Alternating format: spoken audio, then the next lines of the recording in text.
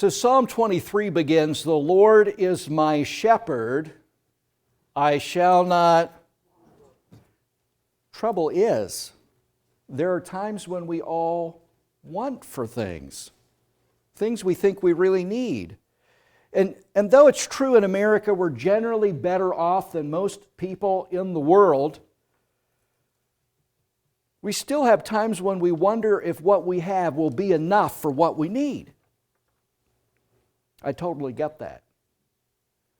I'm going to review a story I've told before. It's my family story, so I'm going to tell you about my dad again. And my dad was a coast-to-coast, over-the-road truck driver. We'd be gone between 7 and 14 days. He was making a delivery in Morristown, New Jersey. On one afternoon, he was pulled up to a loading dock, and there a forklift was to take off part of the load. To make sure that that particular company only got their half of the load, my dad was on the back of the trailer. And my dad, while he was signaling to the forklift operator, this pallet, not that one, sort of thing, and just held the forklift driver up for a moment so he could see through the cellophane and read the delivery address on the right pallets. The forklift driver took it upon himself to back off when my dad's back was turned to the forklift operator. He was driving a truck that had side kits on it, or plywood slotted things down the slide with bars that go over the top of those side kits to hold the tarp to cover the load. Inadvertently and accidentally, one of the forks on the forklift caught those metal bars that had been laid back kind of like dominoes down the side of the trailer, and it flung them all toward my dad. One of them hit my dad, knocked him off the trailer, and he was head injured at that time. I told you more detail that I was initially intending to tell you about how my dad was injured when I was just about a month away from turning 11 years old. And as a result of that, my dad did not work for the next 10 years, and then after that, only ever again part-time. He's never worked full-time since that accident. And you can imagine that put an immediate strain on my family of 7 mouths in our household at that time. And my mom learned to stretch every recipe.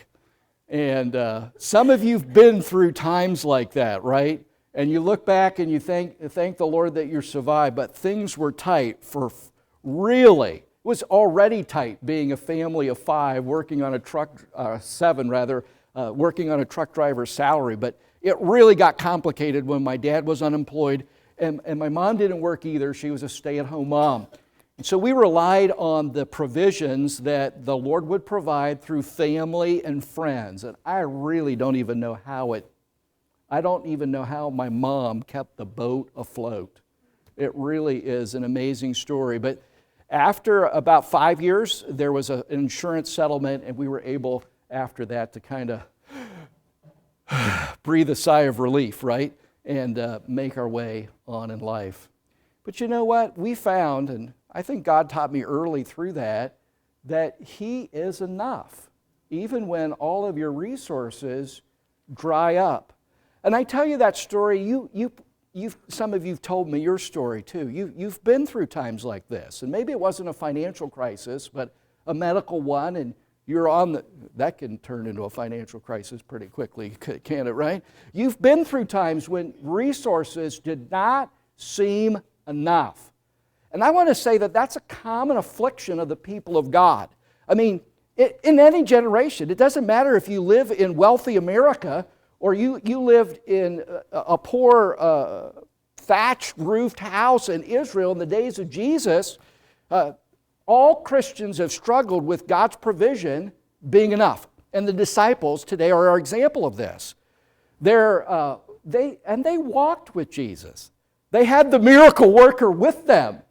And they still struggled figuring out how they're going to make ends meet, how they're going to provide for a need that's immediately in front of them. Now, I already read for you John chapter 6, verses 1 through 14. So, hey, let me just jump back in. I'm going to drop down for sake of time into verse number 5. If you're following in your text, I'm going to read verse 5. On the screen, it's the middle line. When Jesus then lifted up his eyes, he saw a great company come unto him, And he saith unto Philip, Whence shall we buy bread that these may eat? And this he said to prove him, for himself knew what he would do. And Philip answered him, 200 pennyworth of bread is not sufficient for them, that every one of them may take a little or have a bite. This is what we know as the miracle of the feeding of the 5,000. It's recorded in every single gospel. And other than the resurrection, it's the only miracle that appears in all 4 gospels. Obviously, every one of the disciples at least thought it was important, and the Holy Spirit thought it was important enough for you to hear it 4 different ways from 4 different men who were there. And it's a parable about God's provision when there didn't seem to be enough. So why would God, our good God, I remind you, and our kind God, allow us to go through times of drought, inflation, and want? What are we supposed to do at times like this? Well, I'd like to answer that question about what we're supposed to do with times of difficulty and want by actually using Jesus' own words. And the first word, there's actually 3 statements that he makes in this text, and the first one is found in verse number 5. When Jesus lifted up his eyes, he saw the great company. He saith to Philip, Whence or where shall we buy bread that these may eat? So Jesus puts the question to the disciples. Here specifically, he tells them, where are we going to buy bread? And he asks which disciple? He asks Philip. John is the only gospel writer to give us this detail. It's Philip. Why Philip? Well, he so happens to be from a village, a city, Bethsaida, which isn't far from the area on the eastern side of the Sea of Galilee where Jesus is presently ministering. In other words, it was his neck of the woods. If anybody could tell them where to buy bread, Philip would be the guy to tell Jesus where. Now, I know something about Jesus, right? The disciples may not have completely believed at the time this miracle took place. And what's that? Well, Jesus is the Son of God and he knows everything. So when Jesus is asking Philip, where can we buy bread? He isn't looking for information. Did you get that? He already knows. He knows exactly where they can get bread, right? He doesn't need Philip's help. So why does he ask the question? Which goes back to our initial question. Why does God allow us to go through seasons of want? And make us kind of question our minds. How's he going to provide? Do you see the segue here? Are you connecting the dots? Please tell me you're getting this. All right? So it's the same deal with us. I believe Jesus asked Philip not for information, but to get Philip to realize that there really was no way he could provide the bread. He wanted to get Philip to the point of realizing that he couldn't do it himself. So number 1, here, are you ready to go? All right, if you're following by notes, number 1, if you're going to see God provide for you, why does he let us get into such situations like this? Number 1, so that we give up. So that we give up. Did you get that? It's really complicated, all right? Hard to get this, right? Give up. You know, we've all learned to figure things out and solve problems from the time we're little kids. Somebody else has a toy we want to play with, so we beat them up to get the toy, and now we're happy and they aren't, right? We've problem solved, all right? Or maybe we're in the grocery store with Mother and we're following along as she's saying, be quiet so she can shop, and we're pulling things off the shelf, and we know how to work our mother over, so we get in the cart what we want, not what she wants. So we know how to problem solve. We have plenty of experience. And I'm being a little facetious, but some of you have jobs that do this, right? You problem solve and work. That's your job. You're expected to go in and the IT system is not working, and you got to figure out how to get it back up and working because people are depending on it. Or, a particular piece of machinery is not working and you have to sit there and go through the steps. First this, then check that, and why isn't this coding the way it's supposed to? And you have to, we problem solve. Many of you have jobs that are related to problem solving. So we're good at problem solving. Many of us are anyway. But I think Jesus puts the ball back in the court of Philip just to show him, to cause him and the rest of the disciples to see if they really could handle it on their own. And I think the proof is they couldn't but I want you to show you this in steps. First of all, they were not able to buy the bread that was needed. They weren't able to buy it. We find this in verse number 7. Philip answered him, 200 pennyworth of bread is not sufficient for them, that every one of them may take a little. So Philip is saying, listen, even if we had 200, King James has pennyworth. The original word is denarii. Some of you are familiar with that. That's a day's wage for a day laborer in the culture of the first century. So you could put an amount to that. So when he says 200 denarii, 200 days labor, that's more than half a year's wages. You can quickly figure that up in your mind, what that would represent for you. If we just put $100 on it, say, in today's language, 200 days at $100 a day, that's how much? $20,000. So Philip is basically saying, even if I had $20,000, I couldn't buy enough to give everybody a bite or a crumb. I'm not able to do that. We're not going to buy this. Even if I could find the bread, which he's not willing to admit, because they're actually on the eastern side of the Sea of Galilee. It's the less populated countryside part of Galilee. It's known as Decapolis. It's got a few cities, but they're spread apart. It's the country area, so they aren't going to find it. Plus, verse 4 tells us it was the season of the Passover. So I thought, well, that's a curious thing. Why does that matter? Well, he does talk about bread in this text, but I think it had more to do with not being able to buy it, because at Passover time, there was a great influx of people into Israel on their way to Jerusalem so that they could worship the Lord at Passover. Well, if you have a great migration of people coming through, what's happening to all the bread in the stores? It's scarce. So, hey, listen, even if we had the money, which we don't, we're not going to find the bread because it's the season of the Passover. There is not going to be bread enough to feed this crowd. So in Philip's mind, it just got to get rid of these people. There's simply no way to do it. Well, at the same time, Jesus had queried the rest of the disciples, why don't you go see if we can find some bread among our crowd? And Andrew comes back, and you can almost, he's got a little boy with him, and the boy's, for lack of a better expression, is sack lunch. You're familiar with the story. You can almost taste Andrew's disappointment in his words. We see them on the screen here. Andrew, Simon Peter's brother, saith unto them, there is a lad here, which hath 5 barley loaves and 2 small fishes. But what are they among so many? Big deal. Can't do anything with this. Ain't going to be able to feed the crowd. Well, what does he mean, 5 barley loaves and 2 small fish? Barley was a coarse grain, not as tasty as a wheat-baked cake. We're talking about, according to Google, some kind of a small pita-like flat bread that would have been 1 to 2 servings in each loaf. And 2 small fishes. John actually fishes, I'm sorry, that irritates you to say that, right? Because it should be fish. It's collective, right? But King James didn't know that 400 years ago, so he did it differently, all right?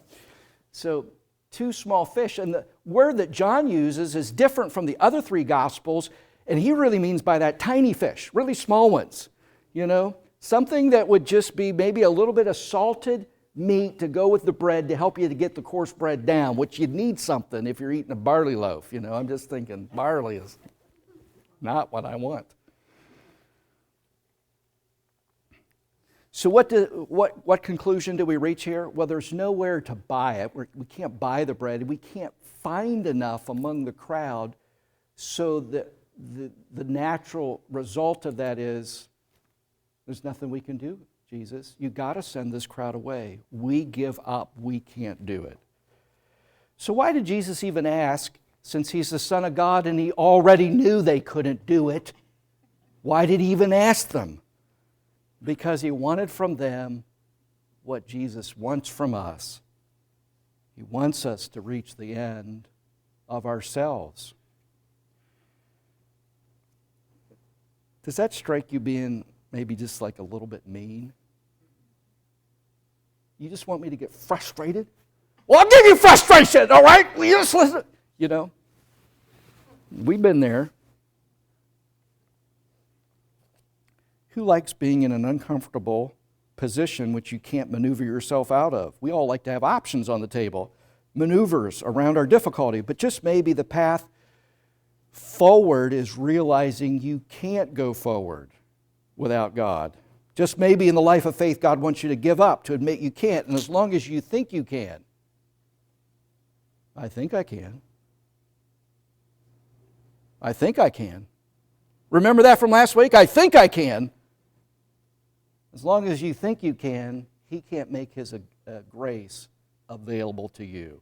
So it's when you reach the end of yourself that we begin to discover the fullness of God's sufficiency, which is why Paul says this in 2 Corinthians 12:9. He said unto me, my grace is sufficient for thee, for my strength is made perfect in weakness. God's grace is sufficient when we reach the end of ourselves.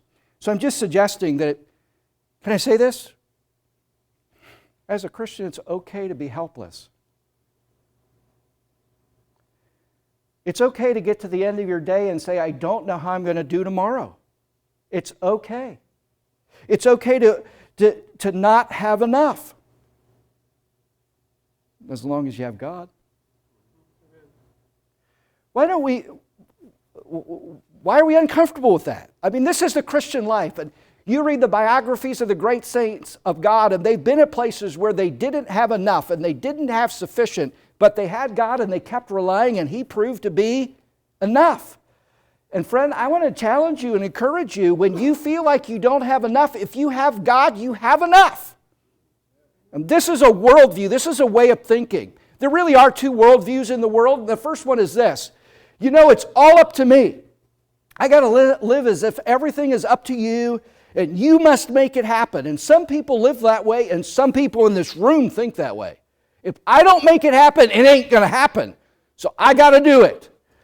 We really take too much upon ourselves. The other worldview is this, and the one we should embrace. God is in complete control, working through me and other people to make everything that happens happen. God is in charge. That's the worldview I need to live with. So which one of these really is driving you, describes you? Who's in charge? Another personal story. I've told this one before, but it fits now, so here we go again. This is my brother John. He's my twin. We share the same birth date, and we shared a lot of things through the 30 years we spent together. In 1997, my twin was diagnosed with bipolar disorder, a mental illness, and it was a strain on the whole family when this happened. And some of you have been through this in your own family or something similar, and you know what a medical need like this could be. And so he was in and out of psychiatric institutions, and various psychiatrists or psychologists, depending on what degree they had, would attend to him, and he'd get one drug cocktail, and that would work for, 6-8 months, and then they'd try something new, and there'd be 3 other drugs, and they'd get him started on that. And they'd say, it's going to take about 6 months for these to get, in sync, and then, okay, well, some of you have been through this, you know what I'm talking about. It just never seemed like there was ever the right drug cocktail for my brother.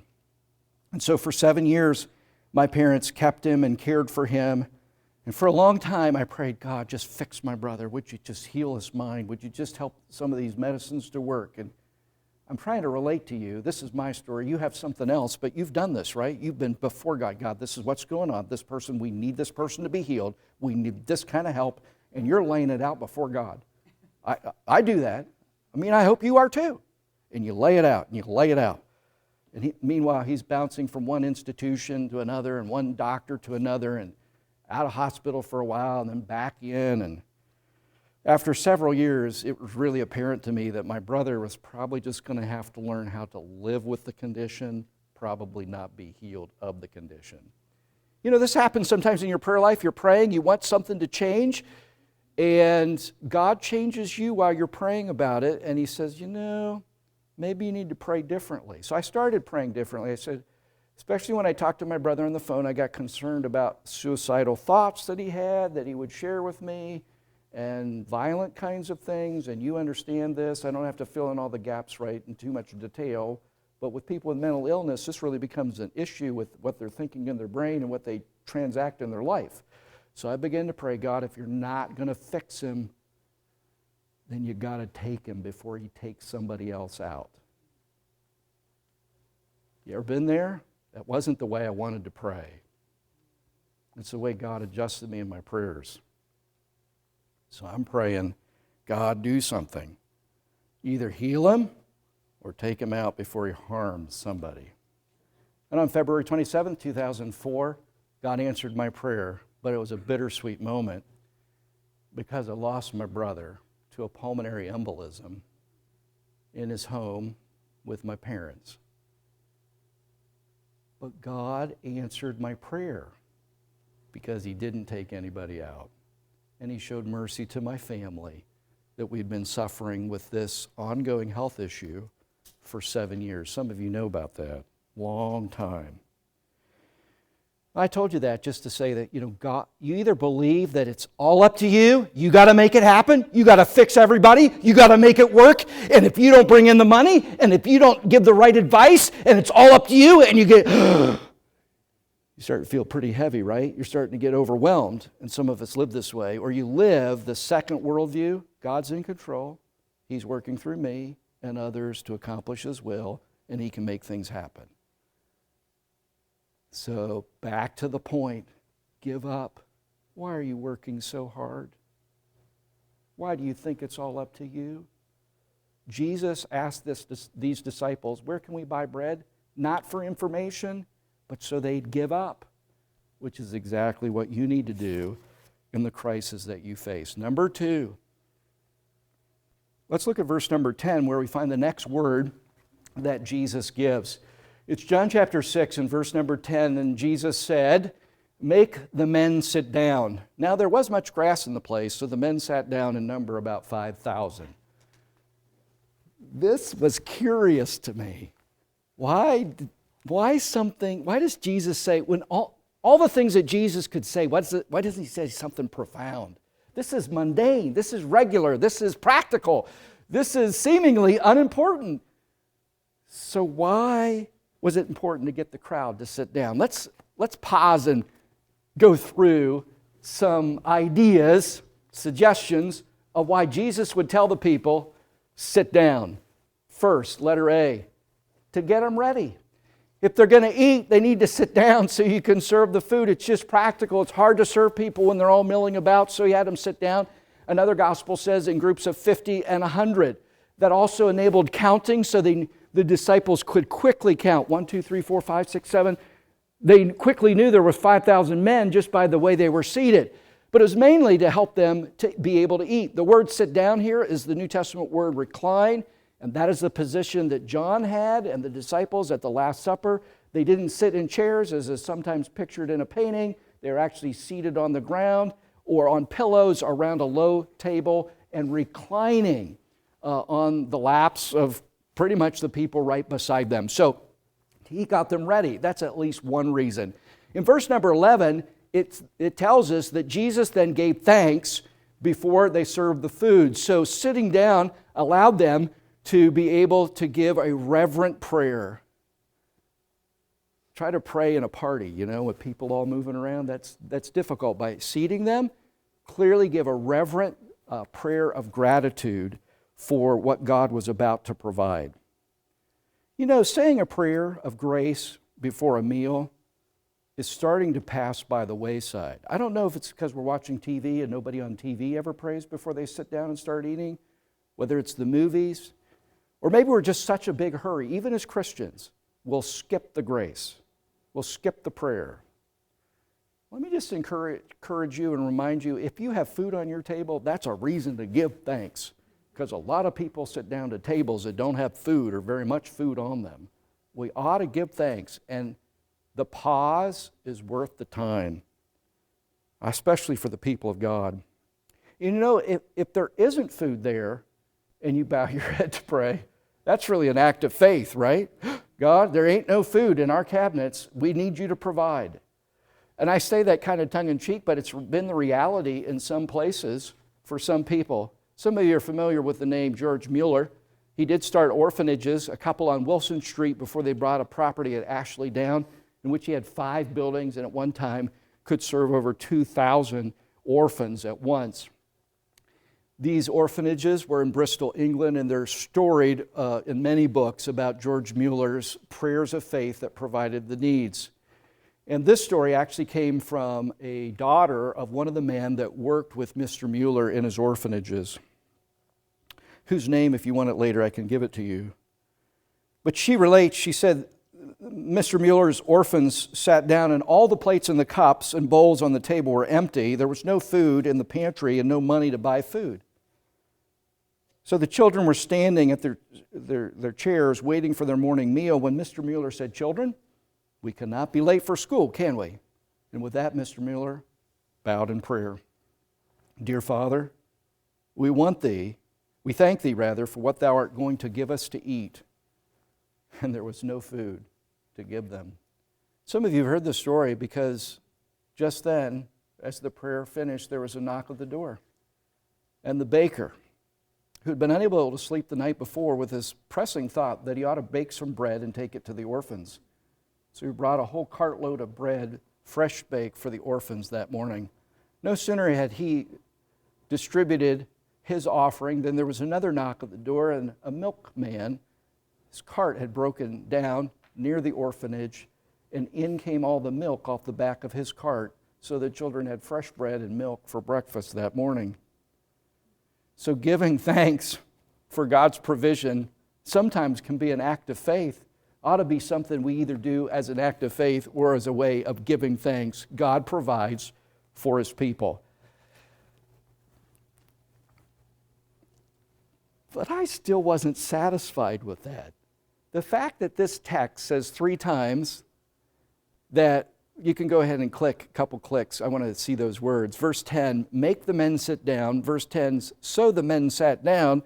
Verse 11, the disciples distributed to them that were set down. Why does the text tell us 3 times that they reclined? I mean, once would have done it. So I've just been stewing on that. You ever do that when you're doing your Bible study? Like, why is that there? So I was thinking, why sit down? And I thought of another thing. You know, when you're at a party and you're milling about and somebody's coming around and serving food off of a tray, no one thinks about who's making the food, where it's coming from. You just grab it off the tray and you start eating. But by having everybody sit down, it was very visible to everybody on the side of that hill that the bread came from Jesus' hands and went into the disciples' hands and then went into their hands. There was no mistaking the source of the food. It wasn't coming from the disciples. It was coming from Jesus to the disciples into their hands. So they had to sit down so it would be very visible. They had to get out of the way so they could see God work. I'm going somewhere with this. By seating them, Jesus made sure everyone saw that the food came from His hand. By being seated, they were able to see the bread of life provide food for His people, the same way the prophet Moses in the Old Testament had provided food via the manna that God provided around the camp in the wilderness. So perhaps, here's the segue for us, perhaps we need to sit down, get out of the way and watch God work. You know, we Christians, we're really big on activity. We can figure this out. We can network, we can politic, we can fundraise, we can strategize, we can get ourselves through this. So many things we're good at doing. And I wonder if God might not want us just to sit down sometimes, get out of the way, wait for Him to work. I wonder if God might not do more if we people would just get out of the way and let Him work. Remember what Moses, I'm going to add some weight scripturally to this idea of sitting down and getting out of the way. Before Moses parted the Red Sea, he gave this word of faith and encouragement to his people in Exodus chapter 14 and verse 13. And Moses said unto the people, fear ye not, stand still and see the salvation of the Lord, which He shall show you today. For the Egyptians whom ye shall have seen today, ye shall see them again no more forever. He told them, stand still. Wait. Watch what God is going to do. You're not going to have to swim across this ocean. You're going to walk right through it. Sit down. You know, I think this is the interesting part of the gospel that a lot of people miss. Are you a gospel believer today? Some in this room have not yet put their faith in the gospel, and there's the mysterious part to it. God wants you to sit down and just believe He stood up for you and provided the sacrifice necessary on the cross when Jesus died for your sins, carried them into a grave, left them behind 3 days later when He rose again, just believe God did it all. Sit down and watch God save your soul. That is what the gospel is. It isn't you being good enough. It isn't you about figuring out morality. It isn't you figuring out how to clean up your life. It's God who did all the work. Just sit down and accept it. That's faith. That's the gospel. So that I've given you 2 examples now, right? I've given you Moses, stand still, watch God work. I've given you the gospel, which is sit down, watch God work. Here's another example.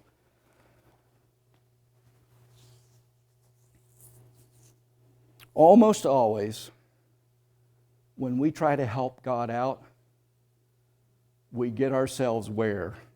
In trouble. I heard it. That's the right answer. Let me tell you about Abraham and Sarah.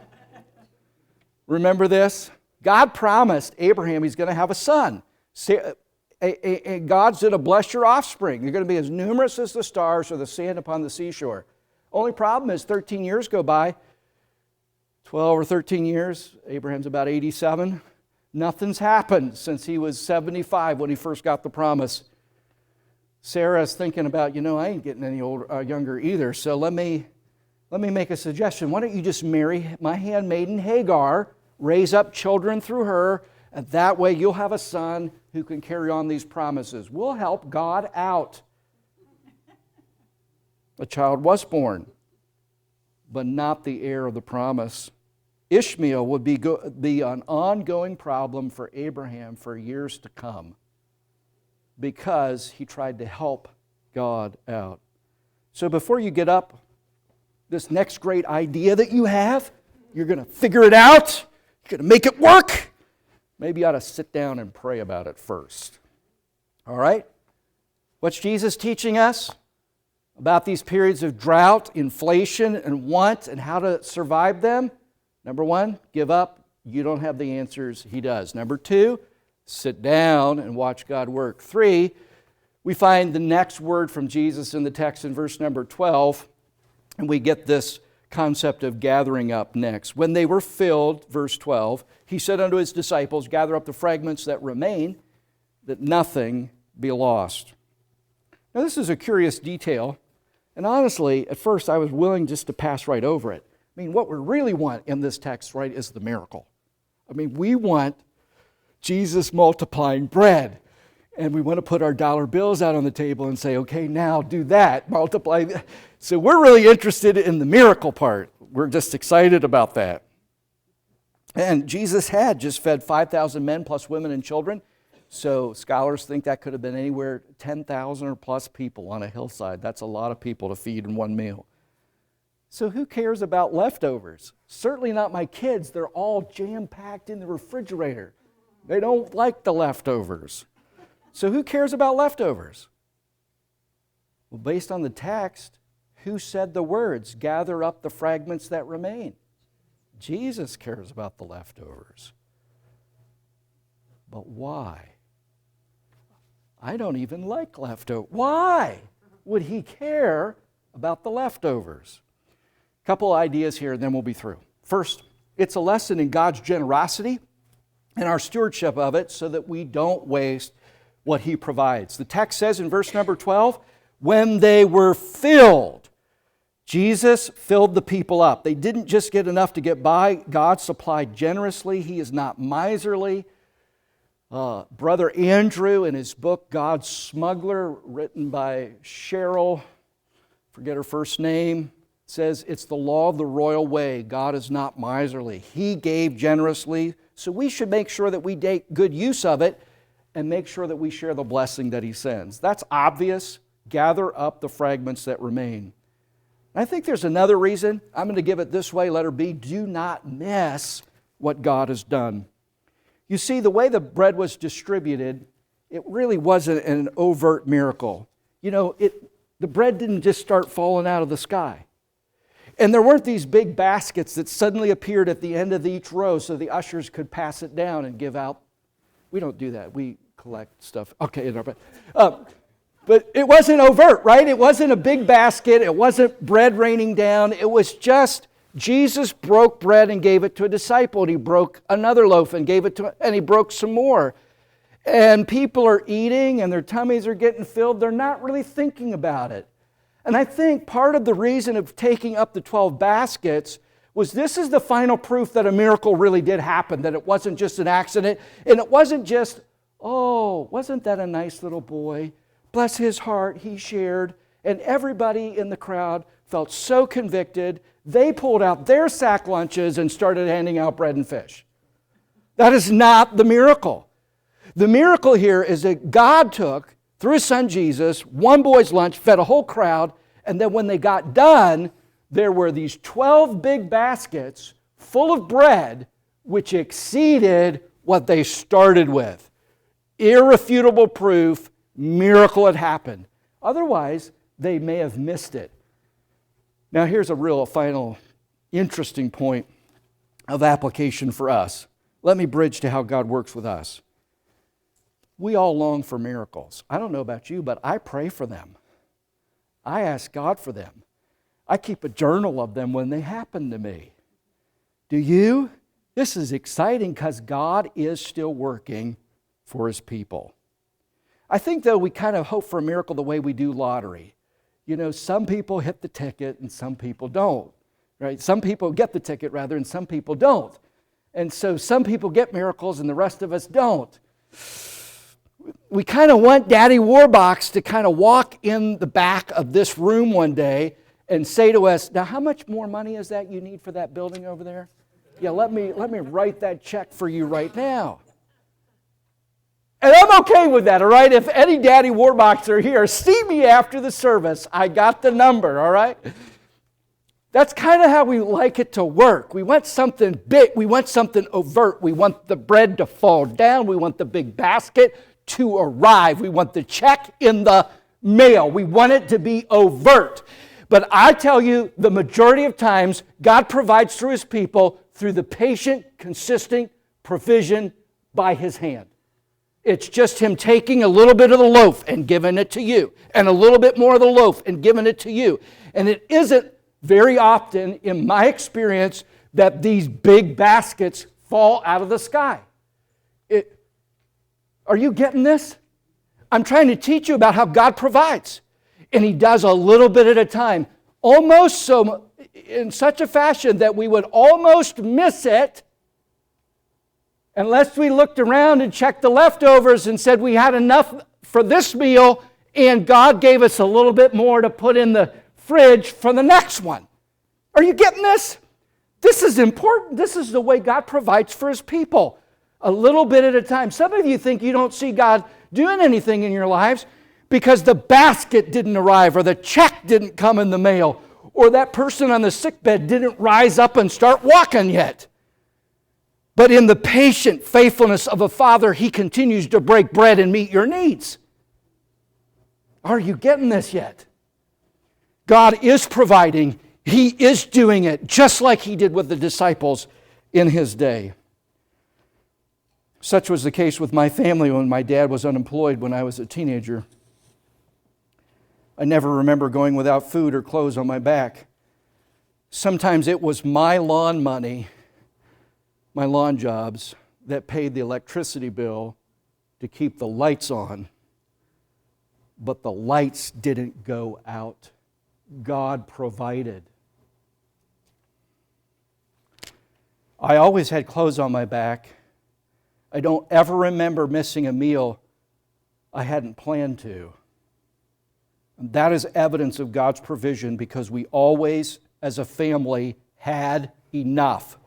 That is really a miracle for our family going through teenage years without either parent being employed for 10 years. And we made it. That's a miracle. It's not overt. We didn't get it. We didn't win the lottery. The basket didn't fall out of heaven. But we had enough. Have I said this enough? Have you got it yet?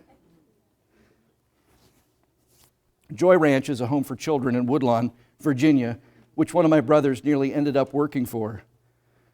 It's through that brother that I became aware of the Joy Ranch story. The couple whose name I can't remember right now and didn't have time to look it up, but they started this back in the 50s by faith to help displaced and distressed boys initially. I believe it both serves boys and girls now. In the book, I find these words: building the first building was like God supplying manna to the children of Israel. He that gathered much had nothing left over, and he that gathered little had no lack. We were never able to think we were sufficient of ourselves. God supplied the funds only as there was an immediate need. But all through the construction, we noted a glorious fact. Although we ordered materials we did not have the money to pay for, there was always enough money on hand to pay the bill when it was due. And never through our 19 years of building and operating the home as directors did a bill of any kind come due without the money on hand to pay for it. What's she saying? They always had enough. No big checks, no words in the sky. God kept providing. Subtle provision is still provision. If you have sufficiency, it's because God has been sufficient. If you have enough, it's because God has been enough. We should marvel in that provision the same way the disciples marveled when they sat back with full stomachs and looked and we still have 12 baskets of food left over. The God who does not change will do the same for us. Let me finish. Since God is in the business of multiplying bread and providing for His people, put yourself in a position to receive. Let's review. Did something stick out to you in the sermon today? Does God want you, first of all, to give up? Maybe you're just, I got to do this. My whole family is dependent. It's up to me. Maybe you just need to relax and give up like the disciples and say, we have no money to buy the bread and we don't know where to find it. 2, does God want some of you to sit down? We're so busy, full of activity. We can network. We can figure this out. Does someone in this room need to sit down and watch God work instead of getting in the way? 3rd point, gather up. Everything that God provides is provision. Even if it doesn't seem to come in a miraculous way, it's still His hand meeting your need. Surely, our God is still enough for every need. Shall we pray together? Father, thank you for your word.